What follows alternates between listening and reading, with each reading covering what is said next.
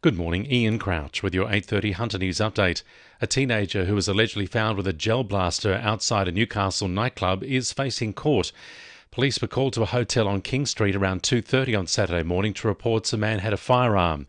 Officers searched a 19-year-old man at the venue and say they found a black gel blaster. He was arrested and charged with several offences, including possessing an unauthorised firearm, resisting police and being armed with intent to commit an indictable offence. The man's been refused bail to front Newcastle local court today. It's been a horror weekend on the region's roads, with two men losing their lives in separate crashes. Emergency services were called to Carnley Avenue at Katara on Friday night, where a Kia Rio hatchback had left the road and collided with a tree. The driver, a man in his 60s, died at the scene. Meanwhile, police are investigating the circumstances surrounding the death of an e-scooter rider at West Wallsend yesterday. The man in his 30s suffered critical injuries after his scooter collided with a Toyota Hilux on Apple Tree Road at about 12:15pm. A new Money Smart campaign has been launched to inform Hunter residents of their right to seek financial assistance from their lending provider. It comes as new research shows 47% of adults with personal loans or mortgages have struggled to meet repayments over the past 12 months due to the rising cost of living.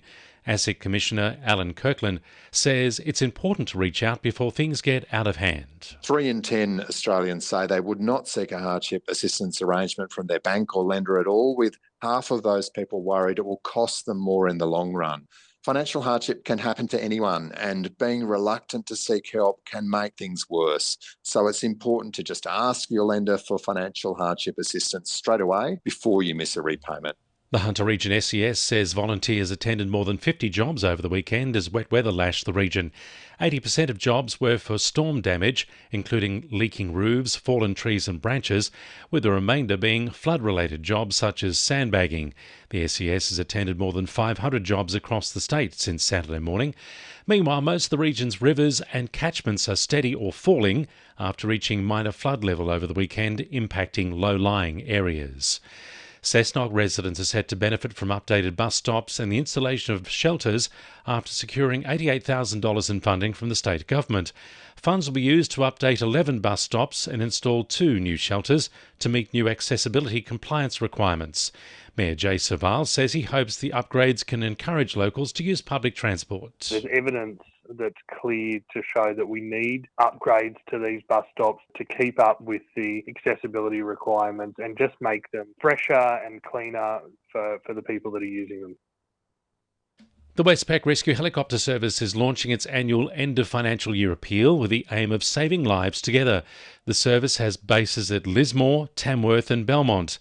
Ziki Huish from the service says they rely on support from the community. Last year, in 2023, we flew over 1,500 missions through our 3 bases, which is an incredible feat, but it's all thanks to community support that helps us to be there when people need us most. Hunter residents can make a tax-deductible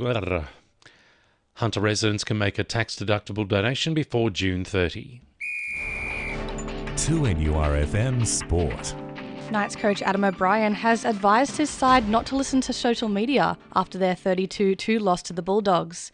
O'Brien says it's possible fullback David Armstrong's performance may have been impacted by outside talk. Only a young bloke, played 4 games and been getting plenty of pats on the back, and it's all new to him. There's speculation about contracts and management and all that. He's young, he'll learn from it.